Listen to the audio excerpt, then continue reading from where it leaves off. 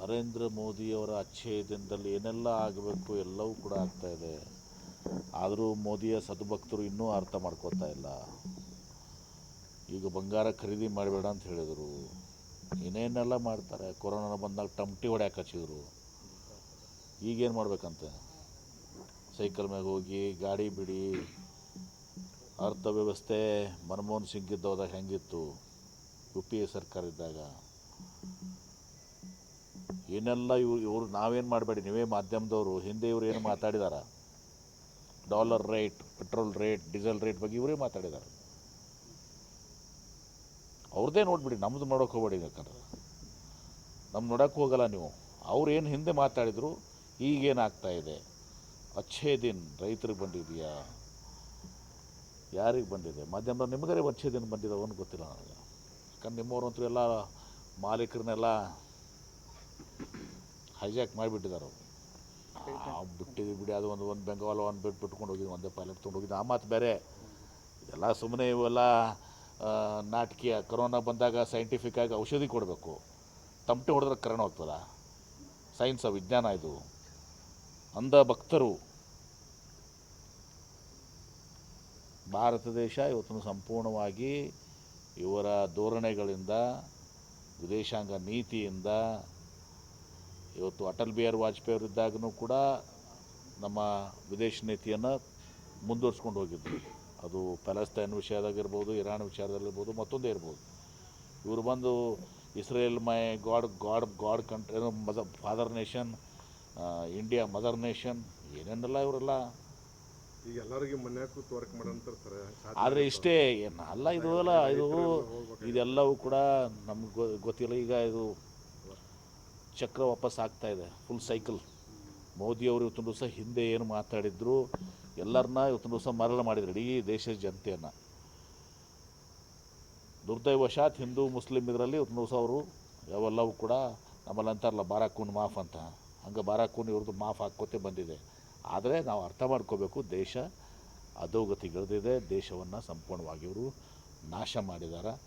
ಏನು ಇದಕ್ಕೆಲ್ಲ ನಾವು ಬೆಲೆ ತಟ್ಟಬೇಕಾಗಿದೆ. ಮುಂದಿನ ಪೀಳಿಗೆ ಅದಕ್ಕೆ ಬೆಲೆ ತಟ್ಟಬೇಕಾಗಿದೆ. Petrol rate, diesel rate, gas cylinder, ರೈತರ ಆದಾಯ ದ್ವಿಗುಣ ಮಾಡ್ತೀನಿ ಅಂತ ಹೇಳಿ ಏನೆಲ್ಲ ಮಾತಾಡಿದರು. ಸುಳ್ಳು ಆಶ್ವಾಸನೆಗಳು ಬರೇ.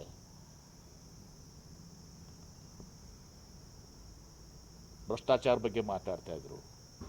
ಅವರು ಯಾರು ನಿಮ್ಮ ಆಸಾಮ್ ಮುಖ್ಯಮಂತ್ರಿ ಬಗ್ಗೆ ಏನು ಮಾತಾಡಿದರು, ಇವರೇ ಅವ್ರು ಮಾತಾಡಿದ ತೆಗೆದು ಕ್ಲಿಪ್ಪಿಂಗ್ಸ್ ನನ್ನ ಕಡೆಲ್ಲ ಸೋಷಿಯಲ್ ಮೀಡಿಯಾದಾಗ ಇದ್ದಾವೆ. ಈಗ ಅವ್ರು ಒಮ್ಮೆ ಇದು ಆದರು. ಅಜಿತ್ ಪವಾರ್ ಬಗ್ಗೆ ಏನು ಮಾತಾಡಿದರು, ಮುಂದೇನಾಯಿತು? ಆಮೇಲೆ ಬಿಹಾರ ಮುಖ್ಯಮಂತ್ರಿಗಳು ಎಲ್ಲ ಇಂಥವ್ರು ಎಲ್ಲ ಕ್ರಿಮಿನಲ್ಸು. ಇವರೆಲ್ಲರೂ ಒಮ್ಮೆ BJPಗೆ ಹೋದ ಕೂಡಲೇ ಅವರು ಲಾಂಡ್ರಿ ಮಷಿನ್, ವಾಷಿಂಗ್ ಮಷಿನ್ನಲ್ಲಿ ಸ್ವಚ್ಛ ಆಗಿಬಿಡ್ತಾರೆ. ಅವರೆಲ್ಲ ಶುಭ್ರವಾಗಿ ಬಿಡ್ತಾರೆ. ಬಂಗಾರ ಒಂದು ವರ್ಷ ತನಕ ಅಷ್ಟೇ ಖರೀದಿ ಮಾಡಬೇಡ್ರಿ, ಸುಧಾರಣೆ ಆಗುತ್ತಲ್ಲ ಅಂತ ಹೇಳ್ತಾರೆ. ನೋಡಿಯಪ್ಪ, ನಿಮಗೂ ಗೊತ್ತಿದೆಯಪ್ಪ, ನಿಮ್ಗೆ ಎಲ್ಲ ಮಾಧ್ಯಮದವ್ರು ನಿಮಗೂ ಗೊತ್ತಿದೆ, ಎಲ್ಲ ಅನುಭವಿಸ್ತಾ ಇದ್ದೀರಿ. ನಿಮ್ಮ ಪರಿಸ್ಥಿತಿ ಏನದ ನಮ್ಗೆ ಅದನ್ನೂ ಗೊತ್ತದ. ಅಚ್ಚೇ ದಿನದಾಗ ನಿಮಗೂ ಎಲ್ಲ ತಟ್ಟಿದೆ. ಅದೆಲ್ಲ ಸುಮ್ಮನೆ ನೀವು ಮಾಧ್ಯಮದವರು ಕೂಡ ತಮಟೆ ಹೊಡಿತೀರ ಹಂಗೆ. ಸರ್, ಇನ್ನೊಂದು ಬಯೋಡೀಸೆಲ್ ಮತ್ತು ಇಥನಾಲ್ಗೆ ಹೆಚ್ಚು ಪ್ರೋತ್ಸಾಹ ಕೊಡಬೇಕಾಗಿತ್ತು. ನೋಡಿ ಇಥನಾಲದನ್ನು ಕೂಡ ನೀವು ತಿಳ್ಕೊಂಡಷ್ಟು ಸರಳಿಲ್ಲ. 1 ಲೀಟರ್ ಎಥನಾಲ್ ಉತ್ಪಾದನೆ ಮಾಡಲಿಕ್ಕೆ ಎಷ್ಟು ನೀರನ್ನು ಬಳಕೆ ಮಾಡಬೇಕಾಗ್ತದೆ, ಅದನ್ನು ಕೂಡ ನಡೆದಿದೆ. ಈಗ ಎಲ್ಲವೂ ಕೂಡ ಸೈಂಟಿಫಿಕ್ಕಾಗಿ ಹೋಗ್ಬೇಕು ನೀವು. ಎಷ್ಟು ಪಟ್ಟಿಗೆ ಎಥನಾಲ್, ಈ ಕಡೆ ಒಂದು ಕಡೆ ಎಥನಾಲ್ ಇದು ಮಾಡುವಾಗ ಭಾಳಷ್ಟು ನೀರು, 1000 ಲೀಟ್ರ್ ಒಂದು ಲೀಟರ್ ಎಥನಾಲ್ ಮಾಡಲಿಕ್ಕೆ ಬೇಕಾಗ್ತದೆ. ಏನು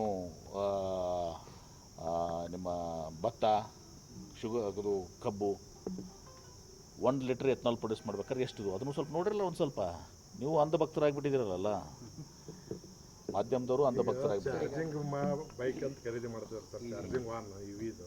ಅದಕ್ಕೆ ನೀವು ಟ್ಯಾಕ್ಸ್ ಭಾಳ ಹಾಕಿರೋ ಸ್ಟೇಟ್ಗಳು, ಅದು ಕಮ್ಮಿ ಆದ್ರೆ ಅವು ಇವು ವಾಹನ ಖರೀದಿ ಮಾಡಬಹುದು. ನಮ್ಮಲ್ಲಿ ಮೊದಲು ಟ್ಯಾಕ್ಸ್ ಒಂದು ಕೂಲಿಂಗ್ ಪೀರಿಯಡ್ ಇತ್ತು, ಅದು ನೋಡೋಣ. ಆದರೆ ಎಷ್ಟರೇ ನೀವು ಸಮರ್ಥನೆ ಮಾಡ್ಕೋತಾ ಇದ್ದೀರಿ ಅವ್ರನ್ನ. ಸಾಕಪ್ಪ. ಏನಿದೆ ಈಗ ಮೊನ್ನೆ ಜಾನುವಾರು ತೆಗೆದಾಗ ನೀವು ಗಲಾಟೆ ಮಾಡಿದಿರಿ ಏನ್ರಿ? ಜಾನುವಾರು ತೆಗೆದಾಗ ಗಲಾಟೆ ಮಾಡಿದ್ರಲ್ಲ, ಹಿಜಾಬ್ ತೆಗೆದಾಗ ಯಾಕಪ್ಪ? ಹಿಜಾಬ್ ನಾವು ಅದಕ್ಕೆ ನಾವೇನು ಹೇಳಿದ್ದೀವಿ, ಹಿಜಾಬು ಜಾನುವಾರ ಅಥವಾ ನಾವು ಲಿಂಗ ಕಟ್ಕೋತೀವಪ್ಪ, ಅದಕ್ಕೂ ಅನ್ವಯ ಆಗ್ತದೆ. ಸಿಕ್ಕರು ಇವತ್ತಿನ ದಿವಸ ಪೇಟ ಹಾಕೋತಾರೆ. ಇದೆಲ್ಲವನ್ನೂ ಅಲೋ ಮಾಡಿದ್ದೀವಿ ನಾವು ಸಿಲೆಕ್ಟಿವ್ ಅಲ್ಲ, ಸಮಗ್ರ ಎಲ್ಲ ಧರ್ಮ ಜಾತಿದವ್ರನ್ನ ಅವರವರ ಆಚರಣೆಗಳಿಗೆ ನಾವು ಗೌರವ ಕೊಡ್ತೀವಿ. ಬರೀ ಬಿಜಾಬಕ್ಕಷ್ಟೇ ಕೇಸರಿ ಇತ್ತು ಅದೆಲ್ಲಾದರೂ ಸುಮ್ಮನೆ ಬೇಡ.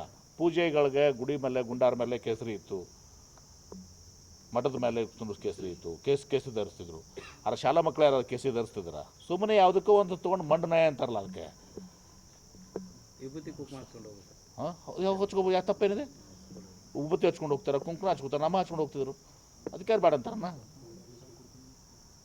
ಜಾನುವಾರು ಹಾಕೋತಾರೆ, ಶಿವ ನಮ್ಮ ಇಷ್ಟಲಿಂಗ ಹಾಕ್ಕೊಂಡಿರ್ತೀವಿ, ನಾವು ಶಿವಲಿಂಗ ಹಾಕ್ಕೊಂಡಿರ್ತೀವಿ. ಏನಾಗೋದು ಅದಕ್ಕೆ? ಅವ್ರ ಬಗ್ಗೆ ನಾವು ಮಾತಾಡೋಕೆ ಹೋಗಲ್ಲಪ್ಪ. ಏನ್ರಿ, ಅವ್ರ ಬಗ್ಗೆ ನಾವು ಮಾತಾಡೋಕೆ ಹೋಗೋದಿಲ್ಲ. ಯತ್ನಾಳ್ ಅವರು ಕೂಡ ಟೋಪಿ, ನಮಾಜ, ಟಿಪ್ಪು ಸುಲ್ತಾನ್ ಜಯಂತಿ ಎಲ್ಲ ಮಾಡೇ ಬಿಟ್ಟಿದ್ದಾರೆ ಎಲ್ಲರೂ. ಇವರೆಲ್ಲ ಈಗೇನೋ ಒಮ್ಮೆ ಅವರು ಮಾಡಲಿ, ಒಳ್ಳೇದಾಗಲಿ ಅವ್ರಿಗೆ. ನಾವು ಫುಲ್ ಸಪೋರ್ಟ್ ಮಾಡ್ತೀನಿ ಅಂತ. ಹೊಸ ಪಕ್ಷ ಮಾಡಲಿ, ಅವ್ರು ನಮ್ಮ ಫುಲ್ ವಿಜಯ್ ಥರ ಅವರು ಮುಖ್ಯಮಂತ್ರಿ ಆಗ್ತಾರೆ. ಸರ್ ಬೇಗ ಮಾಡಿಬಿಡ್ಲಿ. ಕಾಂಗ್ರೆಸ್ಗೆ ಅನುಕೂಲ ಆಗುತ್ತೆ ಸರ್ ಅದು. ಅಲ್ಲಲ್ಲ, ಮಾಡಿಬಿಡ್ಲಿ ಅವ್ರು ಬೇಗ. ಅವರು ವಿಜಯ್ ಥರ ಏನು ಆಗಿದಲ್ಲ, ಯಾವುದು ನಮ್ಮ ತಮಿಳ್ನಾಡು ಥರ ಇವರು ಸಕ್ಸಸ್ಫುಲ್ ಆಗ್ತಾರೆ, ಗ್ಯಾರಂಟಿ. ಬೇಗ ಯತ್ನಾಳ್ ಅವರು ಇದನ್ನ ಪಾರ ಮಾಡಲಿ. ಅವ್ರು ಮಾಡಂಗಿಲ್ಲ, ಸುಮ್ಮನೆ ಬ್ಲ್ಯಾಕ್ ಮೇಲ್ ಮಾಡಕತ್ತಾರ. ಹೆಂಗಾರು ಮಾಡಿ ವಾಪಸ್ ತಗೋರಿ, ನನಗೊಂದು ಬಿಜಾಪುರ ಸಿಟಿ ಟಿಕೆಟ್ ಕೊಡ್ರಿ ಅಂತೇಳಿ ಅಷ್ಟೇ ಅವ್ರದ್ದು. ಒಮ್ಮೆ ಏನಂತಾರೆ ಪಕ್ಷ ಮಾಡ್ತೀನಿ ಅಂತಾರೆ, ಇನ್ನೊಂದು ಕಡೆ BJP MLA ಅವರು ಬೇಡ ಅಂತಿದ್ದಾರೆ ಅಂತೇಳಿ ಅವರ ಇವ್ರು ಉಚ್ಚಾಟಿದ್ರದ ರೀ BJPಯಿಂದ. BJP ವ್ಯಾಮೋಹ ಹೋಗಿಲ್ಲ ಇವ್ರಿಗೆ. ಇವ್ರು ತಾಕತ್ತಿದ್ರೆ, ದಮ್ಮಿದ್ರೆ ಇವರು JCB ಪಾರ್ಟಿ ಮಾಡಲಿ. ವಿಜಯನ್ ಗತ್ಲೆ ಇವತ್ತೊಂದು ದಿವಸ ಅವ್ರು ಬಂದು ಮುಖ್ಯಮಂತ್ರಿ ಆಗಲಿ. ಬಿಜಾಪುರದವ್ರು ಮುಖ್ಯಮಂತ್ರಿ ಆಗ್ತಾ ಸಂತೋಷ ಅದ. ಆದ್ರೆ ಹಂಗೆ ಇವ್ರು ಮಾಡಂಗಿಲ್ಲ. ಇವ್ರು ಸುಮ್ಮನೆ JCB ತೋರಿಸೋದು ಅದಕ್ಕೆ ಹೆದರ್ಸಿ. ನನಗೊಂದು ಭಾಳೇನಿಲ್ಲವ್ರು ಬೇಡಿಕೆ, ಬಿಜಾಪುರ ಸಿಟಿ ಟಿಕೆಟ್ ಕೊಡ್ರಿ ನನಗೊಂದು. ಚುನಾವಣಾ ಪ್ರಚಾರಕ್ಕೆ ವಾಹನ ತೊಗೊಂಡಿರ್ತಾರೆ. ಅದೆಲ್ಲ ನಾಟಕರಪ್ಪ, ಅಲ್ಲ ಪಾರ್ಟ್ ಆಫ್ ಸ್ಟ್ರಾಟಜಿ.